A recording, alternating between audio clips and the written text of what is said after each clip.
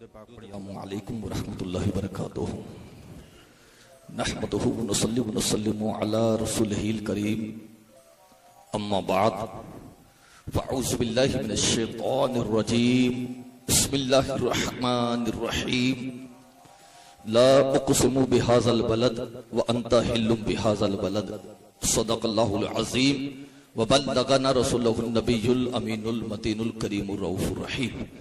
آئیے حضرات بلا کسی تاخیر کے پیارے آقا مصطفیٰ جان رحمت شمع بزم ہدایت پورے جہان کو بھیگ دینے والے آقا، پیغمبروں کے پیغمبر، نبیوں کے نبی، رسولوں کے رسول، بادشاہوں کے بادشاہ، طبیبوں کے طبیب، حکیموں کے حکیم، آمنہ کے لال احمد مجتبیٰ محمد رسول اللہ صلی اللہ تعالیٰ علیہ وسلم کی بارگاہ کے اندر جھوم کر بلند آواز سے درود پاک پیش کریں۔ اللہم صلی علی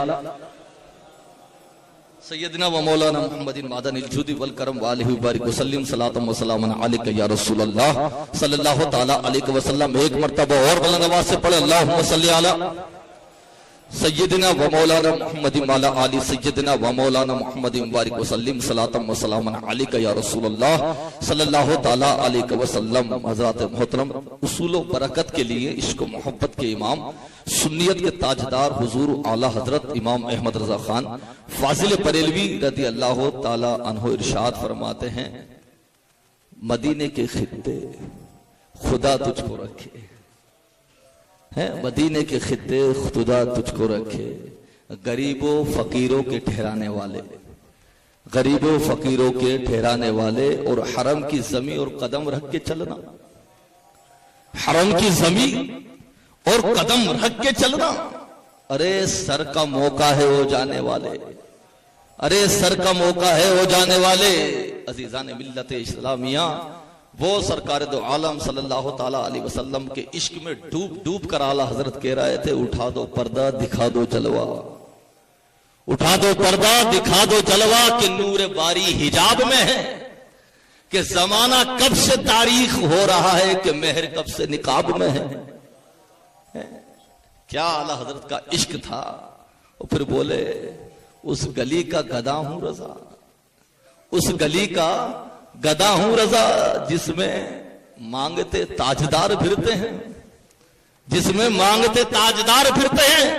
پھر جب کیفیت طاری ہوئی اور عشق میں اعلیٰ حضرت ڈوبے، جھوم کر کے کہا، کوئی کیوں پوچھے تیری بات رضا، کوئی کیوں پوچھے تیری بات رضا، تجھ سے شیدا ہزار پھرتے ہیں۔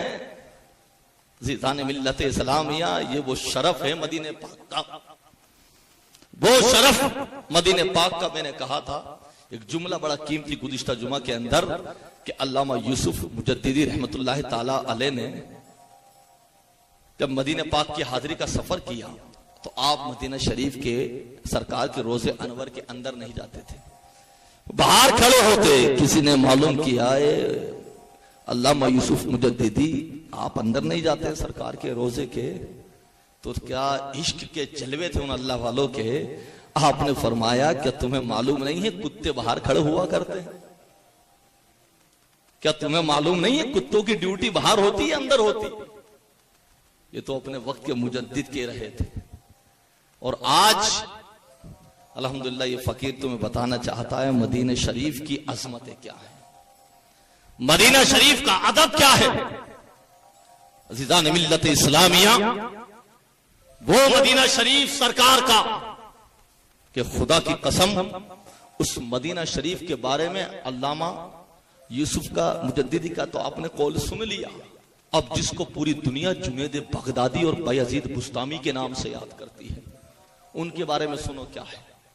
جنید بغدادی اور بایزید بستامی جب مدینہ شریف میں جاتے تو آپ کا ایمان اور آپ کا عقیدہ یہ تھا کہ سانس بھی لو تو سمل سمل کے سانس لینا، یہ شہر مدینہ ہے۔ بولے تم قدم رکھنے کی بات کرتے ہو۔ جنید بغدادی رضی اللہ تعالیٰ عنہ فرماتے ہیں کہ سانس بھی سمل کے لے، یہ شہر مدینہ ہے، کہیں سانس لینے میں گستاخی نہ ہو جائے۔ اور پھر آدمی کہے کہ نہیں، بولے ضرورت نہیں ہے مدینہ شریف جانے کی، کوئی اتنا واجب کام نہیں ہے، مکہ شریف کے ارکان پورے کر کے دوبارہ لوٹ کے آ سکتے ہیں۔ فقیر یہ کہتا ہے مکہ شریف سے ارکان کر کے لوٹ کے آ سکتے ہیں، لیکن مدینہ وہ جاتے ہیں جس کے مدینے والے بلاتے ہیں، مدینہ وہ جاتے ہیں جسے مدینے والے بلاتے ہیں، مدینہ وہ جاتے ہیں جسے مدینے والے بلاتے ہیں۔ ارے تیری قسمت میں یہ تھا کہ تو روضہ رسول کو دیکھتا، اس لیے کہ اللہ کے رسول صلی اللہ تعالیٰ علیہ وسلم کے مدینہ کی عظمت تو یہ ہے، پوچھو علامہ سے آ کر کے، خدا کی قسم مدینہ کی عظمت یہ ہے کہ میں اگر آپ سے کہوں کہ دنیا کے اندر پروردگار عالم نے ہر چیز کو چیک کرنے کا آلہ بنا دیا ہے، ہر چیز کو چیک کرنے کا ایک انتظام کر دیا ہے۔ آپ کہیں گے حضور کیا مطلب؟ میں کہوں گا اگر آپ کو آج دنیا کے اندر کھانا ہے اور کھانا کھانے کے اندر آپ کو نمک ٹیسٹ کرنا ہے تو آپ کسی لکڑی سے یا ٹیسٹر سے نہیں کریں گے، بلکہ اپنی زبان سے چیک کریں گے نمک تیز ہے یا کم ہے۔ اسی طریقے سے مرچ ٹیسٹ کرنا ہے، چیک کرنا ہے مرچ کو، تو آپ کسی لکڑی ٹیسٹر سے چیک نہیں کریں گے بلکہ اپنی زبان سے چیک کریں گے۔ اگر آپ کو بجلی کا کرنٹ چیک کرنا ہے تو وہاں زبان سے چیک نہیں کریں گے بلکہ ٹیسٹر سے چیک کریں گے۔ اب بلا تشریف فقیر دینا چاہتا ہے ہر چیز کو چیک کرنے کا دنیا کے اندر اللہ نے انتظام کر دیا۔ اب منافق کیسے چیک ہوگا؟ بلا تشریف فقیر کہنا چاہتا ہے منافق کو چیک کرنا ہو تو اللہ کے نبی نے مدینے کی نشانی بتا دی، جو منافق ہوگا وہ مدینے نہیں جائے گا اور مدینہ کو پسند نہیں کرے گا۔ مدینہ منافق کو پسند کرتا ہی نہیں ہے بلکہ مدینہ عاشقوں کو پسند کیا کرتا، عاشقوں کو پسند کرتا ہے مدینہ۔ خدا کی قسم مسلمانوں یہ میرا قول نہیں ہے، اللہ کے نبی نے فرما دیا منافق کی پہچان تمہیں کرنی ہے، تو اس لیے میرا مدینہ منافق کو پسند نہیں کرتا اور منافق مدینے کو پسند نہیں کرتا، منافق مدینے کو پسند نہیں کرتا اور مدینہ منافق کو پسند نہیں کرتا۔ تو اب امام احمد ایسا بولے کہ خدا کی قسم اے میرے پیارے آقا، اس لیے کہ یا رسول اللہ کون دیتا ہے دینے کو منہ چاہیے، دینے والا ہے سچا ہمارا، دینے والا ہے سچا ہمارا نبی۔ اس لیے کہ میرے دوستو یہ تو تمہارے پہ اور ہمارے پہ کرم والا ہے، کرم ہے کہ بار بار جو آج مدینے کا نام لیتے نہیں لیتے، بار بار مدینہ مدینہ مدینہ مدینہ۔ علامت یاد رکھیے، مدینہ منافق کو پسند نہیں کرتا اور منافق مدینے کو پسند نہیں کرتا۔ تو میرے دوستو یہ نشانیوں میں سے ایک نشانی ہے منافقوں کو چیک کرنے کی۔ اور یاد رکھیے عزیزان ملت اسلامیہ، اس مدینے کا بات کا جب معاملہ آتا ہے تو مدینہ شریف کی عظمت ہے میرے دوستو، دل پر ہاتھ رکھ کر سوچو مدینہ ہے کیا؟ آپ حیرت میں پڑ جائیں گے، مدینہ ہے کیا ہے؟ عزیزان ملت اسلامیہ، وہی دنیا کے اندر آپ کبھی بتا سکتے ہیں پوری دنیا کے اندر کہیں کوئی ڈاکٹری یا کوئی سائنس یہ کہتی ہے کہ ہاں خدا نہ کرے کسی کا ایکسیڈنٹ ہوا یا کسی کو کوئی چوٹ لگ گئی تو ڈاکٹر سب سے پہلے اس کو صاف کرتا ہے اپنی اپنی دواؤں کے اعتبار سے، اور اگر لوگ اس پہ مٹی لگا دیں تو سب سے پہلے ڈاکٹر مٹی کو صاف کرتا ہے کہ بولے زخم کو کوئی چیز خراب کرے گی تو مٹی کرے گی۔ پورے ڈاکٹروں کا اتفاق ہے، پورے سائنس کا اتفاق ہے، بولے اگر زخم ہو جائے یا کوئی چوٹ لگ جائے اس پہ کوئی مٹی لگا دے تو ڈاکٹر سب سے پہلے اس کی صفائی کرتا ہے کہ مٹی کا کوئی ذرات باقی نہ رہ جائے، ورنہ زخم خراب ہو جائے گا، آگے چل کے اس کی جان کو خطرہ بن سکتا ہے۔ قربان جاؤ مدینہ شریف کی عظمتوں پر، اللہ اکبر، ایک صحابی رسول اور سرکار کا قافلہ ساتھ میں گھوڑوں پر آ رہا ہے، مٹی کی دھول اڑ رہی ہے، مٹی نہیں مدینہ شریف کی مٹی کے غبار اڑ رہے ہیں، مٹی کی دھول اڑ رہی ہے۔ سرکار کے صحابی نے اپنا کپڑا لیا اور اپنے منہ کو ڈھانک لیا۔ اللہ کے رسول نے اپنے غلام کی طرف دیکھا، آقا نے ارشاد فرمایا ایک غلام تو نے چہرہ کیوں ڈھک لیا؟ انسان کی فطرت ہے جب دھول زیادہ اڑتی ہے تو چہرے کو ڈھک لیتا ہے، کپڑے کو ڈال لیتا ہے۔ اللہ کے نبی نے دیکھا مدینے کی سرزمین ہے، میرے غلام ہے، مٹی اڑی، اس کی غبار اڑی تو اپنے چہرے کو ڈھک لیا۔ پوچھا غلام تو نے اپنا چہرہ کیوں ڈھک لیا؟ غلام نے عرض کیا یا رسول اللہ میرے ماں باپ پر قربان، پیارے آقا یہ دھول اڑ رہی ہے میری ناک میں اور آنکھوں میں جائے گی، اس لیے میں نے ڈھک لیا کہیں نقصان نہ پہنچا دے۔ آقا حدیث پاک میں ارشاد فرماتے اے میرے غلام کیا تو بھول گیا؟ آمنہ کا لال فرماتا ہے مدینے کی مٹی کے ذرے ذرے میں میرے پروردگار نے شفا فرما دی ہے۔ مدینہ شریف کی مٹی کے ذرے ذرے میں شفا۔ آقا فرماتے ہیں چادر کو ہٹا دو، عزیزان ملت اسلامیہ، مدینہ شریف کی مٹی میں شفا ہے، مدینہ شریف کی ہوا میں شفا ہے۔ ارے سوچو تو صحیح عزیزان ملت اسلامیہ، یہ کیا در ہے سرکار کا؟ سرکار کا گھر کی شان تو وہ ہے کہ ہوا میں شفا، مٹی میں شفا، ارے رہنے میں شفا، خدا کی قسم سونے میں شفا۔ یہ ہے سرکار کا دربار۔ اور آدمی نے کتنا ہلکے میں لے کے کہہ دیا، بولے نہیں مدینہ شریف اتنے جانے کی ضرورت تھوڑی ہے۔ میں کہتا ہوں نادان، سب کچھ تو مدینے سے ہی ہوتے کہاں خلیل و بنا کعبہ و مینا ہے، کیا بھول گیا؟ ہوتے کہاں خلیل و بنا کعبہ و مینا، یہ سب صاحب لولاک والے تیرے گھر کی ہے، لوگوں کو پتہ ہی نہیں۔ اور فتوے، اور آج ایک بات حل کر دوں، الحمدللہ آپ توجہ سے سنیں، وہ لوگ جو آج بڑے شدت کے ساتھ فتوے لگا رہے ہیں اور حاجی حضرات آ کر کے بار بار نہیں بولو یہ شرک بدعت، مدینہ شریف کے اندر جانے کے بعد میں سرکار کے روزے انور کے سامنے ہاتھ اٹھا دیا تو شرک و بدعت۔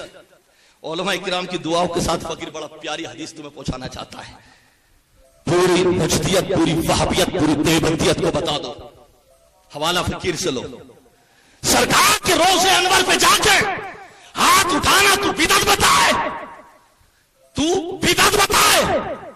اور ابو امامہ رضی اللہ تعالیٰ عنہ بیان فرماتے ہیں، اس کو بیان کرنے والے کون ہیں ان کا نام سن لیجئے پہلے، امام غزالی تصوف کے پہلے وقت کے امام، امام غزالی رضی اللہ تعالیٰ عنہ فرماتے ہیں، ابو امامہ روایت کرتے ہیں کہ اللہ اکبر، انس بن مالک رضی اللہ تعالیٰ عنہ سرکار کے روزے انور پر آئے، آتے ہی سرکار کے روزے انور کے سامنے ہاتھ باندھ کر کھڑے ہوئے، چند منٹ نہ گزرے تھے حضرت انس بن مالک نے اپنے دونوں ہاتھوں کو سرکار کے روزے انور کے سامنے اٹھا دیا،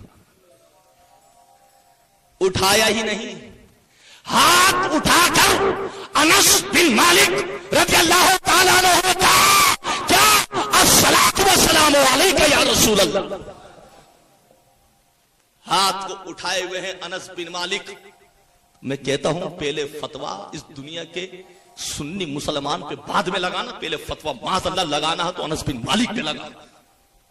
انس بن مالک نے سرکار کے روزے انور کے سامنے ہاتھوں کو اٹھایا، اور تو اور سنو کیا ہے سرکار کے روزے انور کی شان سن لیجئے کہ اللہ کے رسول صلی اللہ تعالیٰ علیہ وسلم کے پیارے چہیتے غلام امام مالک، جس کو امام مدینہ کہا گیا، توجہ رکھیے، ابو جعفر منصوری رضی اللہ تعالیٰ عنہ نے امام مالک سے پوچھا، توجہ بہت قیمتی فقیر باتیں کر رہا ہے آپ سے، ابو جعفر منصوری رضی اللہ تعالیٰ عنہ نے امام مالک امام مدینہ سے پوچھا، اے امام مالک، جب میں روزے انور میں حاضری دوں تو میں وہاں جا کر پشت کی طرف سے جاؤں یا سامنا چہرہ کر کے جاؤں ہے؟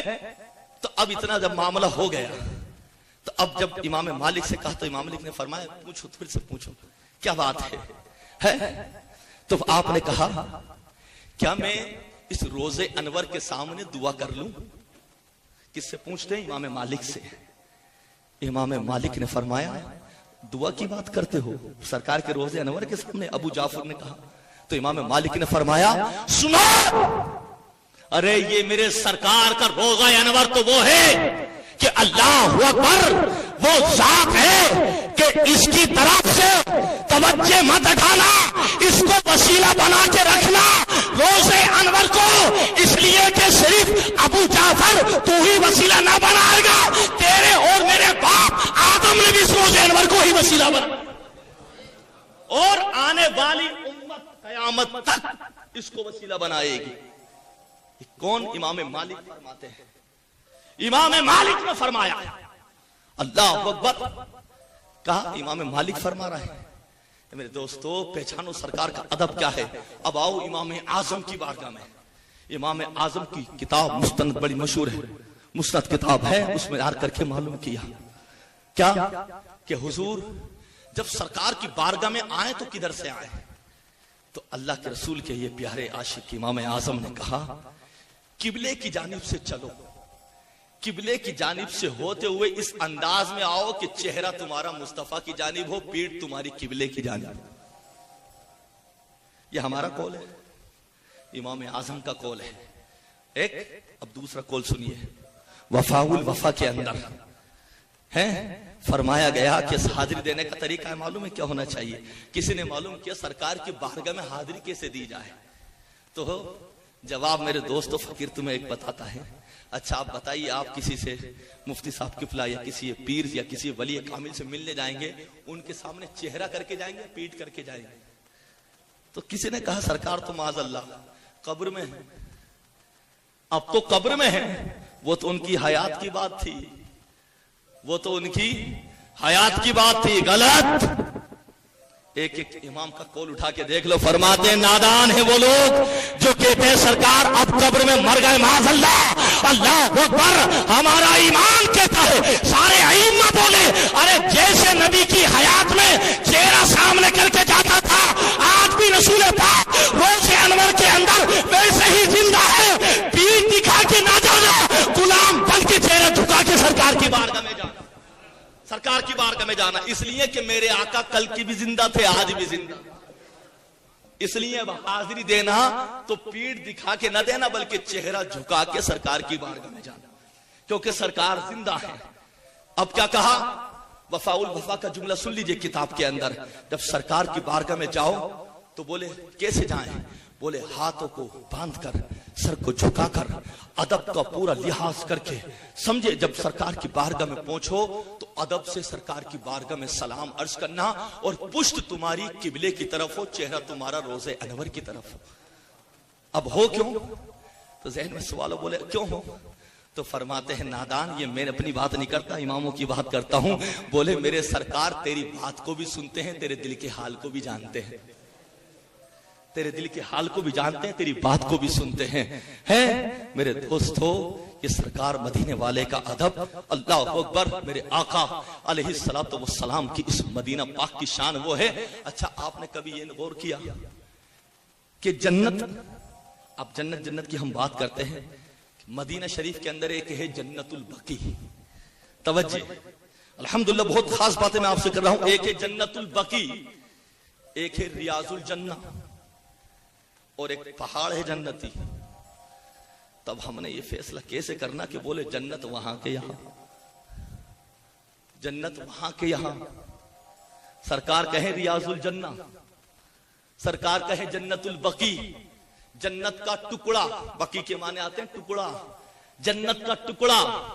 रियाजुल जन्ना, जन्नत की क्यारियों में से एक क्यारी है, और एक पहाड़ जिसको दुनिया ओहद का पहाड़ कहती है। सरकार ने फरमाया ये पहाड़ जन्नती है, ये पहाड़ जन्नती है। दुनिया हैरत में। अब मुझे ये छोटा सा फकीर एक सवाल छोड़ता है आपके लिए, किसी एक मुफ्ती, किसी शेख, बड़े बड़े जुब्बे कुब्बे वाले से पूछ के बताना ये जन्नती तीन क्यों है? रियाजुल जन्नत, जन्नत की क्यारी में से क्यारी क्यों कहा? जन्नतुल बकी को जन्नतुल बकी क्यों कहा? मेरे दोस्तों, दुनिया का फरमान एक तरफ हो सकता है, लेकिन मदीने वाले का फरमान बदल नहीं सकता। अल्लाह के नबी ने फरमा दिया ये जगह रियाजुल जन्ना है, और वो जगह कौन सी है? खुदा की कसम, सरकार के मिंबर से लेकर और सरकार के रोज़े अनवर के दरमियान की जगह को रियाजुल जन्ना का, रियाजुल जन्ना। और कुरान फरमाता है जो जन्नत में हुम फीहा खालिदून, जो जन्नत में दाखिल हो गया वो बाहर फिर दोबारा नहीं आएगा। तो ये जन्नत का टुकड़ा, जब अल्लाह के नबी ने दुनिया में आशिकों को जन्नत में दाखिल कर दिया, उधर मुनाफिक मदीना जाने को तैयार नहीं है, मदीना जाने को मुनाफिक तैयार नहीं। और रसूल का करम ऐसा हो रहा है कि उस शाह के रसूल कभी रियाजुल जन्ना में जा रहे हैं तो कभी जन्नतुल बकी में जा रहे हैं। पहचानो शान क्या है आशिकों की। कभी सरकार का करम होता है तो जन्नतुल बकी में मोमिन जाता है, कभी करम होता है तो रियाजुल जन्ना में जाता है। और कुरान फरमाता है जो जन्नत में चला गया वो वापस जन्नत से बाहर नहीं आता। मेरे दोस्तों, पहचानो ये सरकार का इधर रियाजुल जन्ना, उधर जन्नतुल बकी। ए अज़ीज़ान मिल्लत इस्लामिया, और बात को आगे बढ़ा दूं, क्या है सरकार का मदीना? हजरात मोहतरम, सरकार के मदीने पाक की शान तो वो है कि अल्लाहु अकबर, کہ امام ہے. ایک نبی کی ایک بات بتا کے گزر جاؤں آپ کو. حضرت سلیمان علیہ السلام کا نام سنا ہے آپ نے؟ نہیں. پھر میں تھوڑی سی اور بات آگے بڑھاؤں. حضرت سلیمان علیہ السلام فل طاقت تھی, فل پاور تھا, تخت جہاں چاہتے وہاں اڑا لیتے. اللہ نے طاقت دی, قرآن میں ذکر ہے. ہم نے وہ تخت عطا فرمایا, جہاں چاہو اڑا کے لے جاؤ, جہاں چاہو اڑا لو اس تخت کو. سلیمان کو اللہ نے یہ طاقت دی.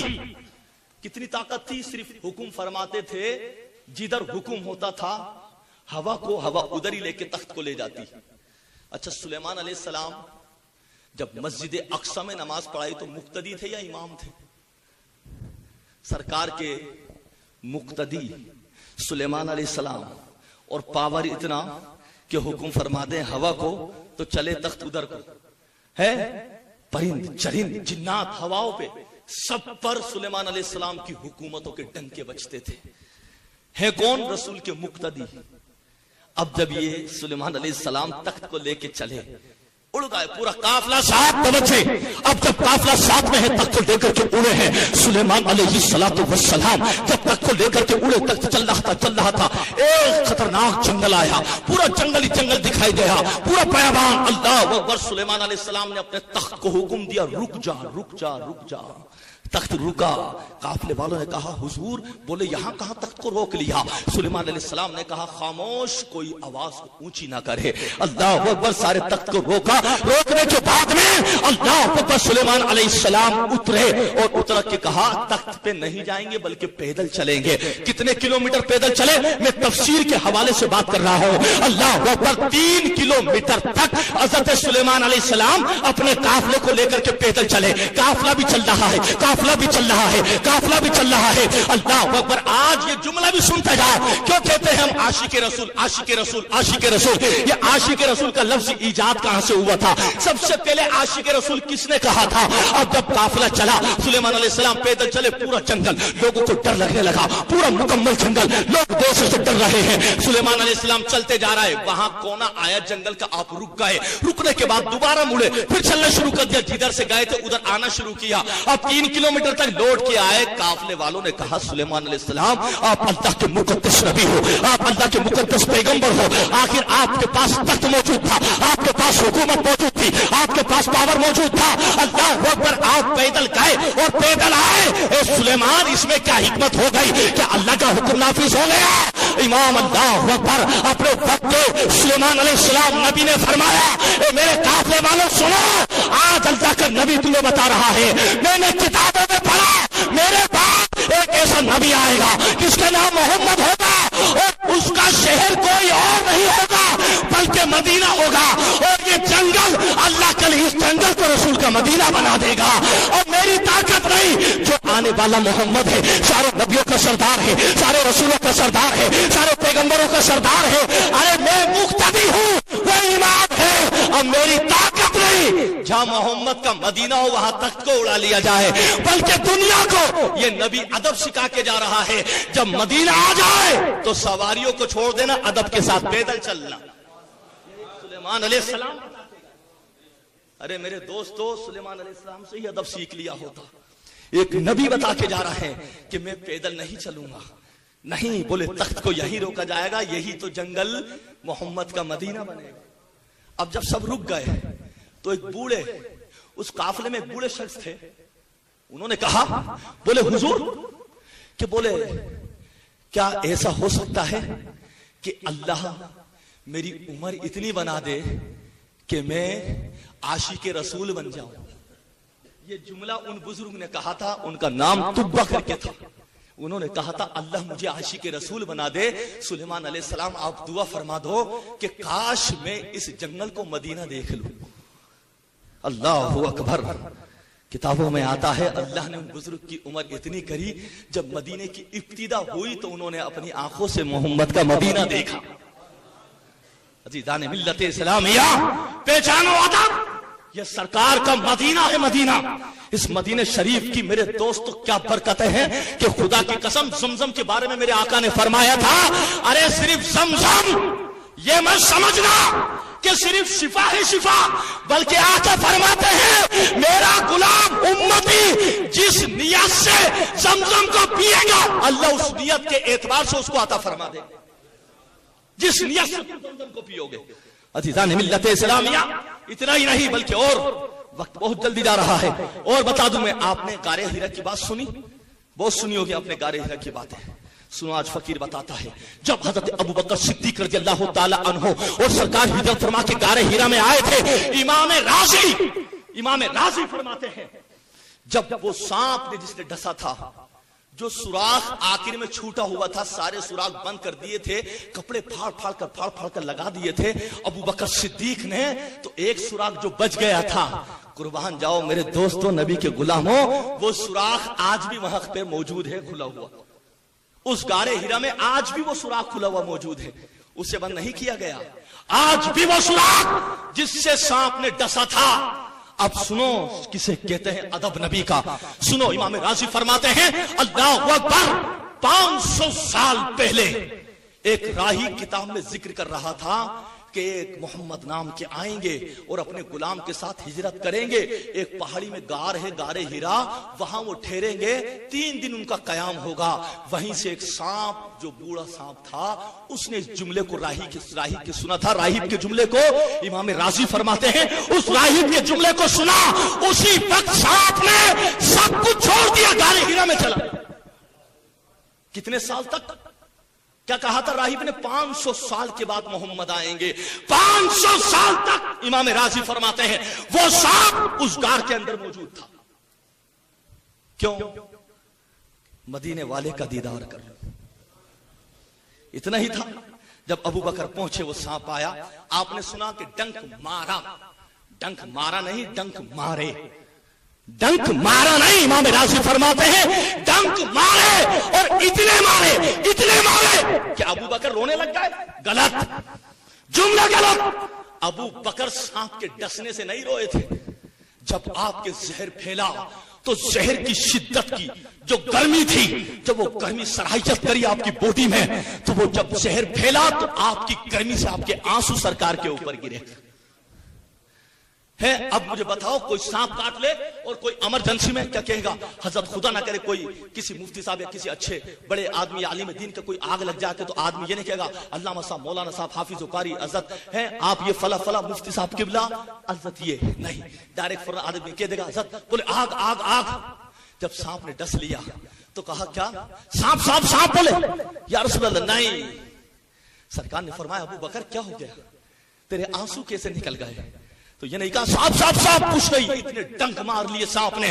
تاریخ کا مطالعہ کرو، اتنے ڈنک مارنے کے بعد پوری سیرت کی کتابیں کھنگال دو، فقیر منبر رسول سے اعلان کرتا ہے سید اللہ اکبر سیدنا ابو بکر صدیق رضی اللہ تعالی عنہ کا پہلا جملہ یہ تھا فدا کا ابی و امی و فدا کا روحی و قلبی، یا رسول اللہ میرے ماں باپ آپ پہ قربان پیارے ہیں، میری روح میری جان آپ پہ قربان یا رسول اللہ۔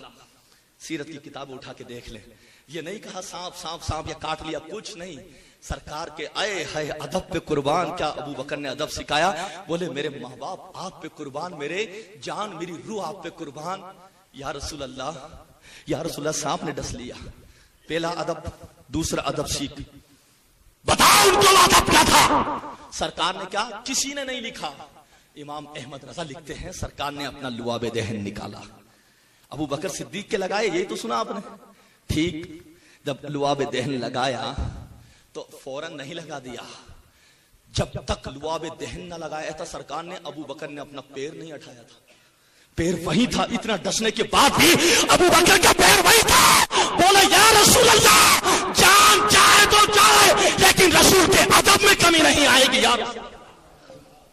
میرے دوستوں پہچانو، لوگ مدینہ شریف کی عظمتوں کی باتیں کرتے ہیں، سن لو آخری جملہ، جب سرکار نے لعاب دہن کے لیے اپنا لعاب نکالا لگانے کے لیے تو سرکار ابو بکر صدیق رو کے کہہ رہے تھے یا رسول اللہ کہاں میرا پیر، کہاں آپ کا دست مبارک، یا رسول اللہ میرے پیر پہ نہ لگائیے، یا رسول اللہ کہاں آپ کا دست پاک، کہاں میرا پیر، کہاں آپ کا دست پاک، کہاں میرا پیر۔ آقا فرماتے ابو بکر لگانے دو، ابو بکر کہتے نہیں یا رسول اللہ، سرکار کہتے لگانے دے ابو بکر، ابو بکر کہتے نہیں یا رسول اللہ نہ لگاؤ، کہاں آپ کا دست مبارک کہاں میرا پیر؟ آقا فرماتے ہیں اے ابو بکر سن، ارے محمد تیرے ہے تو میرا ہے، محمد تو میرا ہے۔ عزیزان ملت اسلامیہ، میرے سرکار کے ابو بکر کی شان دیکھنی ہوتی کیا ہے؟ خدا کی قسم لوگ سمجھ رہا ہے ایسے ہی چلتے پھرتے، معاذ اللہ مدینہ شریف کے ادب کرنے والوں سے پوچھتے ادب کیا ہے؟ عزیزان ملت اسلامیہ، سرکار نے لعاب دہن لگایا تھا۔ اور پتہ ہے ایک جملہ اور بتا دوں، جو جملے ہیں حدیثوں میں، جب سرکار ابو بکر اوپر لے کے گئے تھے تو کاندھے پہ کس کے تھے؟ کندھوں مبارک پر سرکار ابو بکر سرکار کے کندھوں میں نہیں تھے، بلکہ سرکار ابو بکر کے کندھوں پہ تھے۔ جب غار میں پہنچے تو پہنچ کے ابو بکر نے شہد اور 2 کھجوریں سرکار کے لیے نکالی تھی۔ بولے سرکار تناول فرما لیں۔ جملہ پتا کتنا پیارا جملہ تھا؟ بولے یا رسول اللہ آپ تھک گئے ہوں گے، یہ کھجوریں کھا لیجیے۔ سرکار مسکرائے، مسکرا کر کے ابو بکر کو گلے سے لگایا، بولے ابو بکر کاندھے پہ تو میں تیرے بیٹھ کے آیا اور تو کہتا میں تھک گیا۔ وارے ابو بکر صدیق تیری شان، خدا کی قسم بات اللہ بے شان بے وقت اور بدقسمت ہے ملوک اور 2 ٹانگ کی وہ جانور جو سرکار کا ادب نہ سمجھ سکے۔ ہمارے سرکار کل بھی حیات ہے، آج بھی حیات ہے اور خدا کی قسم قیامت تک حیات ہے۔ اس لیے کہ میرے آقا کی بارگاہ میں امام احمد رضا نے کہا تھا تو زندہ ہے واللہ، تو زندہ ہے واللہ، میری چشم عالم سے چھپ جانے والے۔ آخری جملہ اور سن لیجیے، جب مدینے پاک کے قریب ایک لشکر آیا، بہت شور کرنے لگا، بہت شور کرنے لگا، روزے انور کے ارد گرد شور کرنے لگا۔ حضرت عمر آئے، ادب سکھاتے ہیں، بات کرتے ہیں، صرف مکہ سے بھی لوٹ آؤ تو کوئی فرق نہ پڑے گا۔